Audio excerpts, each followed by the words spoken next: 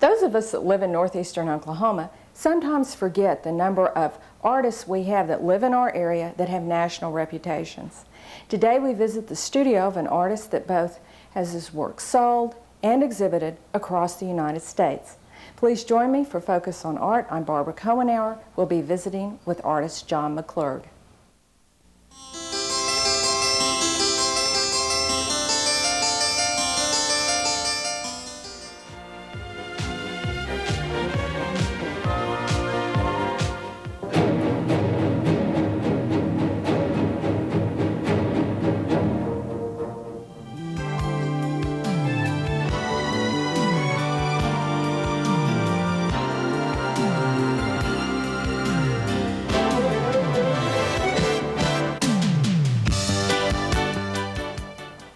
My guest today is artist Jon McClurge. We visited with Jon before, so Jon, let me just say welcome back to Focus on Art. Oh, thanks, Barbara. It's been a couple of years since we were out to visit with Jon, and he's done a large body of work in that short period of time, if 2 years is truly a short period of time.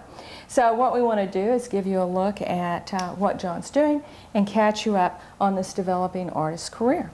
So Jon, let's begin by finding out what you're doing here this morning. I was looking back through some old photographs because my painting that we're going to be concerned with today grew out of photography and also painting on photographs. All right. And I wanted to show you how I went about getting into the type of painting I'm doing.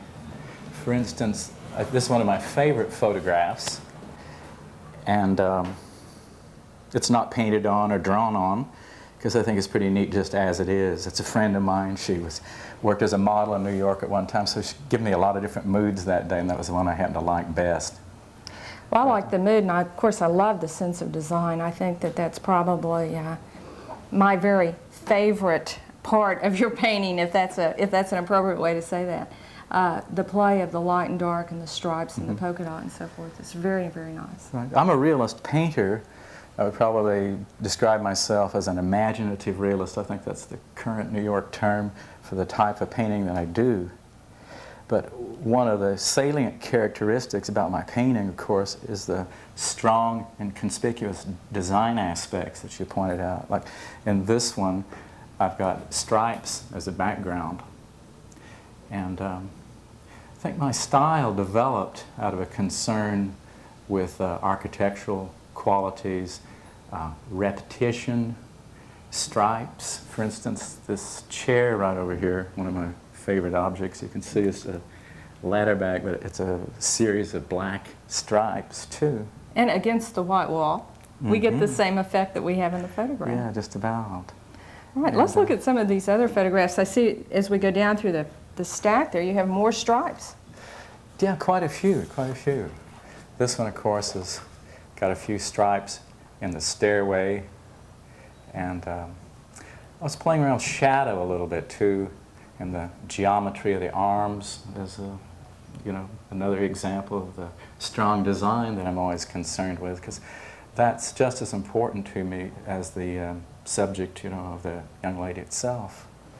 Jon, I know that you have a strong background in art history, and as I look at both of these photographs, I have to wonder if you have allowed the artist Mondrian perhaps to be an influence in what you do. Consciously or perhaps unconsciously? Unconsciously, if I'm unconsciously influenced, how would I know? Well, I guess that's he's true. Certainly a person to think about. I was quite taken with the minimalist too, and the whole school of New York painting. I spent a long time studying that and also living in New York a while. Now, this is another photograph, of course, with stripes and a caladium that I grew myself. I even got another caladium over there. I don't know if I'm going to do a picture of it or not, but it's kind of a pet I've been bringing along this season. Now, I wanted to show you the kind of picture I take when I want to paint on a photo. These first three that we just looked at, I think, stand on their own merits and were taken just to be photographs and enjoyed as photographs. But this is what I do when I want to paint on a picture. Overexpose it. Okay. Get it fuzzy. get it pale in some areas, but yet the basic object is there and you can see what it is. And then when I get a photo like this printed, I start working on it with some paint, watercolor, metallic pencil in this case, which reflects light a great deal. And one of the nice things about the metallic pencil, and also with the metallic paint that I use in my paintings, is that it creates a different drama from different angles, not only in good light, but in poor light.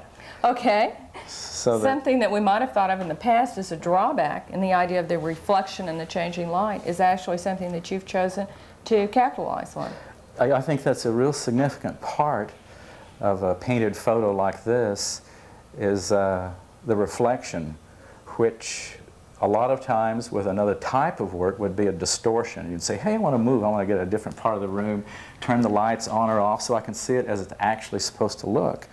But in this case, wherever the viewer happens to be and whatever the light source is, whatever the time of day, whether the light's coming through the window or through the doorway or a combination of that, you get a different effect from the reflection. And also there's a little bit of the 3D type picture that's popular now. In the popular arts, the images have a tendency to jump out. You sense a space behind it that's a little more exaggerated, say, than if it were just a straight photograph. In fact, quite a bit more exaggerated. Right. Well, it's just wonderful. And so after spending 5 years on photography and painting and highlighting the photographs, they got to be almost paintings unto themselves, and I believe that's what got me involved in painting. About 4 years ago I started painting again. My master's degree from TU was in painting. I spent a number of years painting and exhibiting around the country. Then I worked on graphic novels and then the photographs, and they kind of, through the habit of work and just through a serendipity kind of approach, I drifted more into painting. Just wanted to show you this kite because it's kind of a key to the iconography or types of objects that you'll be seeing in my paintings. Like a kite is something that catches the wind, and in a collaboration, a very simple collaboration with nature, you know, transforms and becomes something else. I've also did, in these graphic novels I was working on, did some work with mathematics. And at this point, I began to think that I was getting too deeply involved in the mathematics, and I was ignoring the art a little bit. Okay. Because I actually think this is a mathematical statement. So if you took a person who is a numbers manipulator only, they probably would not be able to read that. But if you got acquainted with a creative mathematician who was used to inventing ways of saying things in math that can't be said in any other way, they would probably be able to read that and get a kick out of it. It's kind of fun, kind of whimsical, and it's a transformational type of equation. Right. Well, or perhaps a visual artist, because I think it's very interesting and really a very straightforward kind of I think statement. an artist would probably be able to follow that, and a certain type of mathematician that we like to think is doing the same kind of imaginative work, only in a different way that perhaps an artist is doing. Well, John, I'd like to move and take a look at some of your big finished paintings, but on the way to the first one, we're going to pass this table.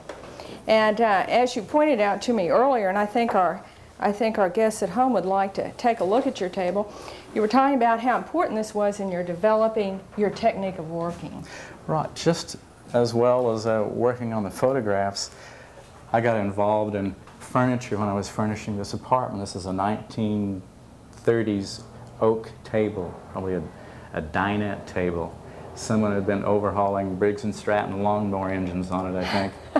It took many, many hours to get all of that grease and rough surface off the oak. And then I used different types of stain, different colors of brown, and was really inspired by Japanese landscapes, from scroll paintings. If you can look at it from the end, it has a black leaf that fits right in the middle with just one of these chevron type shapes in it, and then a little hook dash on the other end. And it became quite a delightful object unto itself, and just one of my favorite things. And by the way, it took about 100 hours to restore this table and to paint the top like this. So the same pace and vigorous surrender to craftsmanship is the way I established my painting habits when I went to canvas.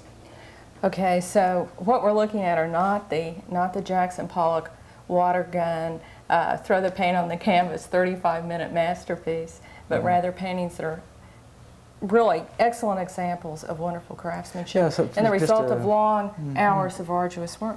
Yeah, after being really trained and schooled during a period when action painting and spontaneity and very fast work were the order of the day, after a number of years through really working with some furniture and furnishing this apartment, I discovered my own pace of work, and I would say that I'm a postmodernist now, which covers a lot of people and a lot of territory. Absolutely, I agree with that.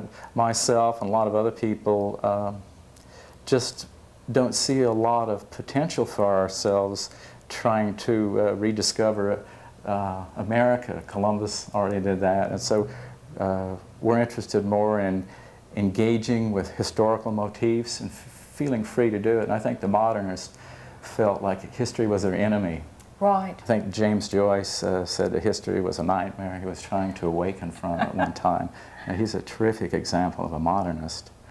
And would you like to go look at some of the paintings? Yeah, where shall we begin, John? Well, let's begin in the far end of my studio, because that was some of the early things I did. All right. I began these about 3 years ago. Okay.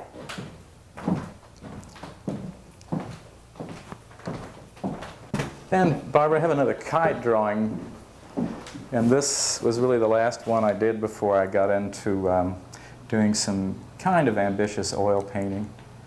And it's an idea piece. You can see it's a fan on the kite, on the surface of the kite itself, with an electrical plug-in, right? So that it's plugged in, it flies itself. That kind of Makes sense to me. A little conceptual piece there. Right.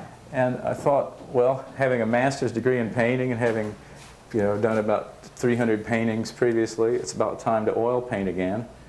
And I was taken with that metallic pencil, working with photographs, so I started using reflection, which heretofore I had thought of as a hassle. Let's avoid reflection, take a picture at an angle that doesn't show reflection, But then I began to thrive on all these different angles of reflection that were possible. Right. I'm using a kite again, one of my favorite symbols, like it's involved with nature. And have some subtle underpainting there.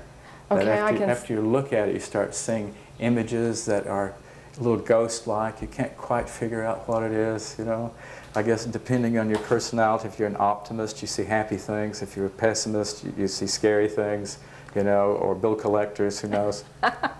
It appears to me over in this area, John, that we even see some images that might be coming from the mathematical statement that we looked at earlier. Exactly. That last one I showed you. I spent so many years doing not necessarily pseudo-mathematical things, but mathematical-inspired designs that were right away related to counting and number series and so on. Okay, so this was the first of the paintings. It's the first of the paintings. And then where do we go from there? And then we go over here, still working with kites, but far more complex composition, I think.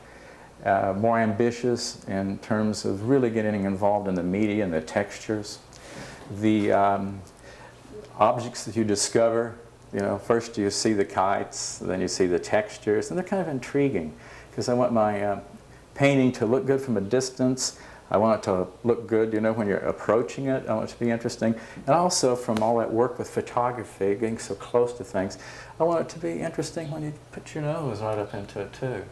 And if you get the right angle on this metallic silver, you can see a flying fish up there, which you'll see. Well, and I have a really good angle on the light to see that from over here. You can see that. And you wouldn't notice that at first. You could live with this painting a few weeks, and if the light coming in, you know, in the afternoon were just right, say, my goodness, there's a fish up there. So it's a little subtleties like that that are very much a secondary area of discovery in what I'm doing.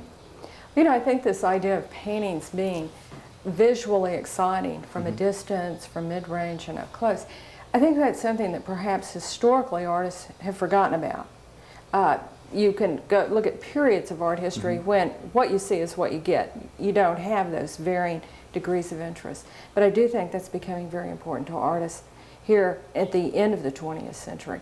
I've seen some other people who were concerned with making a statement that was important, regardless of where you were standing when you were looking at it. And I think that's very exciting. I did a lot of printmaking too at one phase, and the detail in printmaking, I think, also has to express itself and be trotted out and celebrated in my work too. Right. And then the next one I got to working on, instead of kites, I'm working with sails of boats, with pyramids shown in rather flat fashion here. With the kites, you see the strong design aspects. And also in this painting, I think the design is very strong too. Ordinary object, a hanging umbrella with a Holstein fabric, kind of unexpected. So I don't think I'm a surrealist. I think I'm an imaginative realist, because you could come on this scene in Cairo, really, conceivably. You might have to search a few neighborhoods, knock on a few doors, but it could happen. So I'm wanting to do the mundane, but yet kind of unexpected little cottage industry, perhaps. Someone's working on a fabric of some type. Plants behind. I want my stuff to be decorative. I want it to be pretty. I want it to be enjoyable. I want you to, you know, like living with it. And then this monumental thing in the background, the Sphinx, 3 pyramids, and boats going down the famous Nile River. And to me, there's a witty and fun kind of play between the mundane and one of the great wonders of the world. Happens to be right out the window there. Well, it's a wonderful The detail, I think, can you zoom in on a little bit? Yeah, that's fun to do. I heard a local artist here in Tulsa lecture at Philbrook on really you got to learn how to love the drudge of painting. And that was really inspiring to me, because I was doing the drudge of painting, but I wasn't surrendering and enjoying it. And I think ever since then, I have learned how to enjoy the drudge, so it's no longer a drudge, like knitting or something, you know. Well, you know, when you look at this painting, you have or at least I have a joyful response. And I think part of that, of course, is to the wonderful decorative quality. But I think as I look at this, you've been able to convey to me the fact that you're having a good time while you're doing this. And I think that's very important in art. I think I'm as influenced by Walt Disney as much as I am anybody. Okay. You know, old Walt Disney comic books with flat surfaces and hard outlines, and any object like in his movies seem to be alive. The chairs, sometimes they actually start dancing around, like the brooms and chairs and different things. And a British artist was visiting here in town. He came over and he looked at it. He said, "That sewing machine is alive. All these things are living." And I felt good about that. Jon, in this painting, it looks like we have some of the reoccurring themes, the objects that fly, the interesting patterned fabrics, and of course the monumental statement from art history in the background. Right. I mentioned to you at one time when we were talking, I taught a humanities course and stayed on Egypt about 1/3 of the time because I was so fascinated with the culture. But again, I'm concerned with like one of the great wonders of the world, but yet a fascinating contemporary, almost contemporary invention like the autogyro that preceded the helicopter. Like the sewing machine is in the other one, and the autogyro is in this. I've got stripes again, and flowing stripes. I'm concerned with the same design motifs. And just like in my table in there, you had those stripes. I have a Japanese sense of space. I think they have a real worship for space. Space is such a scarce commodity for them. that they try to articulate just space itself. You know, France did it in their Gothic cathedrals. Right. Space has to be one of the most obvious subjects. You know that it's a concern here. But I'm getting into shadow a little bit. You'll notice behind this table. Decoration again, decorative stuff. And I think probably this is a little more of a serious painting than the one with the umbrellas over there. It's not quite as happy. I think the emotion is more complex. And it was a more prolonged work. This was kind of like an anvil I used to like beat out a lot of problems in painting. Like, how am I going to work with a shadow in such a funny space, and how am I going to make it meaningful? You know, how am I going to articulate space down here, like an empty table? How is that going to compete with this fascinating little jewel up there? Well, I turned a chair at an angle, worked with a little more shadow, kept reworking the tabletop until it started getting rich and luscious like the old intaglio prints that I used to work with. I was influenced by Iowa State students and traditions of intaglio, and I think a lot of that has carried over into here. But you don't want to make a quick print. You want to just like slave over this copper plate until it gets rich from all those hours of work. So that this was a kind of a watershed for me in terms of how many hours you're going to commit to it. And I think I worked on this 6 or 7 months. Wow. Pretty vigorously. Okay, and that's a commitment. It was a new experience for me. Okay. Remember, I was trained in like, you know, let's get this painting all done in 3 days. I was trained in that same period, John, I understand. Teachers didn't tell me to do it, but your peer group pressure was that, you know, and the people you'd read about in the art journals, you know, Van Gogh did some of his most great paintings towards the end of his life, you know, in 1 day. Right. But I'm not him. Right? Well, I'm not either, but I think that's very typical of people that were art students in the early 60s. Yeah, I think so. I think so. It seemed to be in the air. But Barbara, I needed a little break from those big canvases, that anvil of, you know, beating the self out on the anvil. Right. Of that Autogiro and so on, and the pyramids. And I got interested in Aegean art, and especially these ancient Greek pieces that were done in the island culture, all those Cycladic islands. Right. And they were doing these things as early as 2600 BC. All different sizes, this size, you know, this size. Right. And they're a mystery to everyone. They've been real popular with moderns because they look like Brancusi a little bit. You know, take a head like that. And so what I've done is I've included Minoan pieces. These are museum pieces of early Minoan art. And this is Mr. Archaeology talking with the spirit of eternal returns. And so this is obviously the spirit of eternal returns, and they're in a contemporary setting, what, 50s or 90s, you know, modern furniture. And the spirit of eternal returns in this case, I'm being quite literal here, being a postmodernist. I can tell stories, right? Right. So these are all aspects of the spirit of eternal returns, like a multifaceted, something a Catholic would respond to, that many. That many generations. That many spirits. Right. Okay. And I'm doing watercolor and metallic pencil here, getting some of that reflection so that you get these different qualities at different times of the day. Also another work on paper, and also still working with history, since I taught art history for so many years, working with those same very, very early Greek pieces and the legend of Icarus, only he's wearing a American business suit and a tie, right? His wings, right? He, of course, flew too close to the sun, the wax melted, and down he went. So he's on the beach. I love it, John. That's a precious little piece. I get a kick out of that one. And let's come in this way. And another oil painting here, which doesn't have the historical motifs that the others have, you know, with pyramids and Aegean pieces, and it's more of just a contemporary scene of a figure in a booth, a restaurant booth, perhaps, when the same two windows in the background showing flying fish, but in this time you're looking through an aquarium. This is a close space, so these fish are in an aquarium. This is the middle ground, the figure, and of course the background with the flying fish. I'd like to think of it, you know, as like a decorative, pleasant.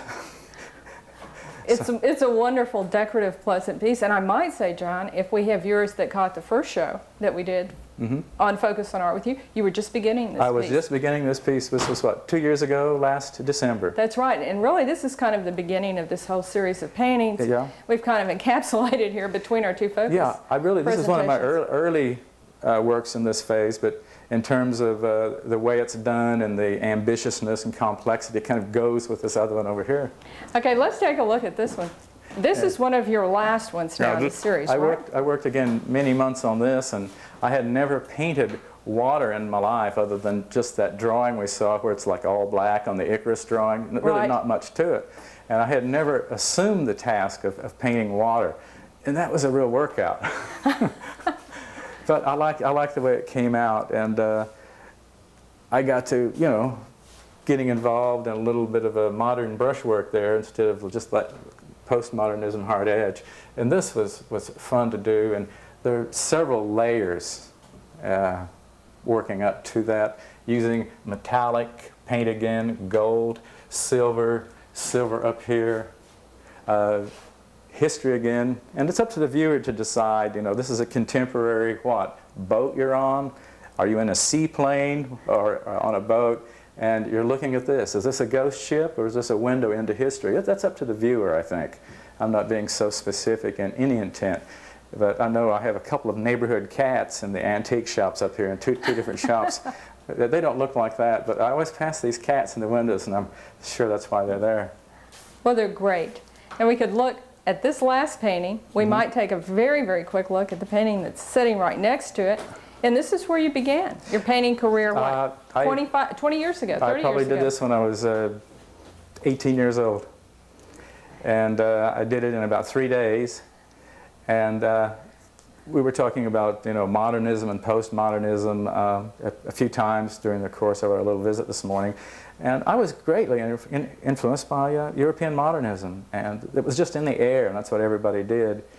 And so that's like where I began, you know, very proud and very happy. And this is kind of like where I am right now. I hope older and wiser.